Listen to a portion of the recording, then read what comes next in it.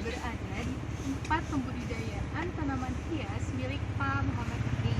Nah, tanaman hias ini berada di lokasi yang cukup strategis ya, di mana di Kabupaten Lebak ini masih jarang sekali dalam pembudidayaan tanaman hias. Nah, untuk lebih tahu selanjutnya mengenai pembudidayaan tanaman hias Pak Ali, mari ikuti saya. Baiklah, kami sekarang sudah berada di tempat pembudidayaan tanaman hias milik Pak Muhammad Ali. Di sini ada beberapa metode, yang dimana ada yang metode kedap udara dan ada yang metode yang didiamkan seperti ini. Di sini ada perbedaan-perbedaannya.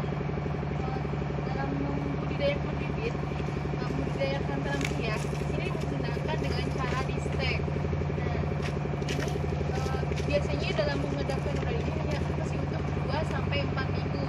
Setelah beres dalam tahapan kedap udara ini, kita langsung lanjut. Jadi ini ada penyesuaiannya, sudah menjadi beberapa minggu lalu dibuka hingga tanaman ini bisa tumbuh dan berkembang. Nah, kita sekarang sudah bersama Bapak Muhammad Ali ya Pak ya. Ya, Jadi Pak, sejarahnya bagaimana bisa Bapak mengembangkan tanaman-tanaman hias ini Pak? ya memang kalau latar belakangnya memang pertama saya memang senang dulu Iya. tentang tanaman ini. Yang kedua memang pasarnya ada. Jadi kita pertama merintis dari nol dulu, tidak langsung besar seperti ini. Kita buatkan seperti perbanyakan tanaman. Jadi yang kita utamakan di sini tanaman hias, sebab di Kabupaten Lebak ini tanaman hias itu kita didatangkan dari luar. Jadi saya mencoba untuk menggali potensi bagaimana caranya tanaman hias itu kita produk sendiri.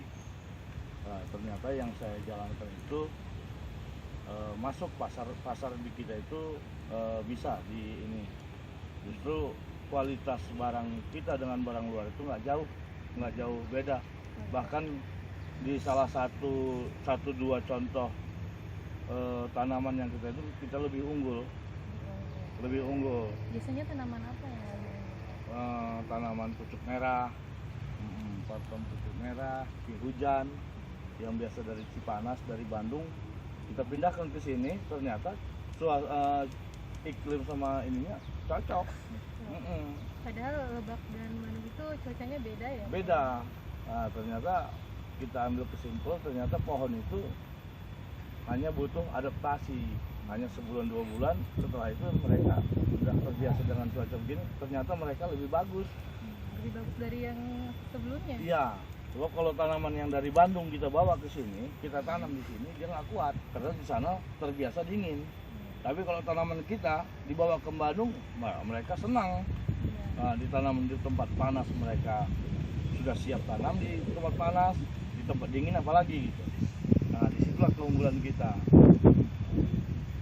Dalam mengembangbiakan tanaman-tanaman hias ini, itu ada apa ya Pak ya?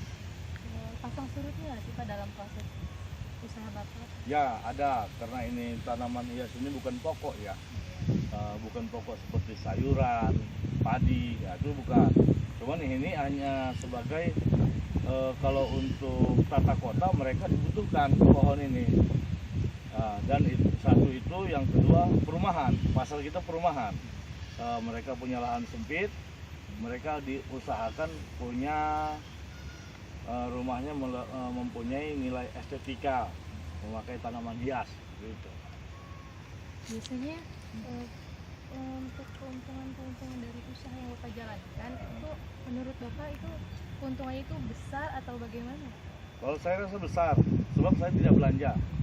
Satu, modal yang saya gunakan tanaman yang saya tidak beli, pengembangannya hanya sangat mudah, penjualannya juga bisa dibilang lumayan lah.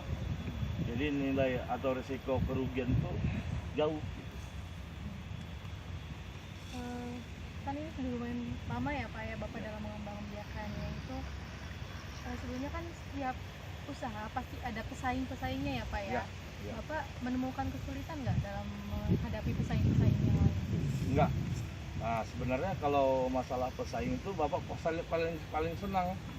Makin banyak yang pedagang tanaman hias itu, sebenarnya jangan kita takut disaingi. Jadi contohnya begini, satu daerah itu misalnya banyak tukang tanaman, artinya seperti Bapak ditularkan sama tetangga segala macam, mereka buat itu bukan kerugian, kita dapatkan keuntungan.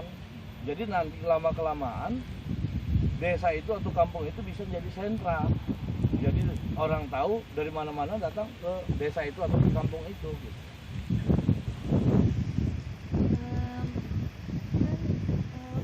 Usaha itu lumayan menguntungkan. Nah, bagi para pemula-pemula dalam menjalankan perusahaan itu, apa sih pesan Bapak supaya kita itu tetap semangat dan ya, supaya bisa mengembangkan usahanya?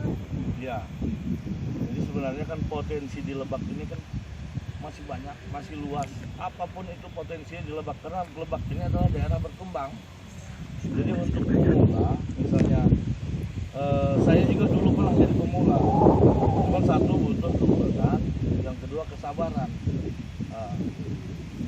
Prinsipnya produk apa sih yang diproduksi tidak laku? Semuanya laku. Jadi jangan takut produk keluar satu produk itu takut tidak laku. Itu semuanya laku. Ya, terima kasih juga atas ilmu yang mau Bapak berikan kepada kami. Sama-sama Neng. Oke, saya Rizky Anusat kembali lagi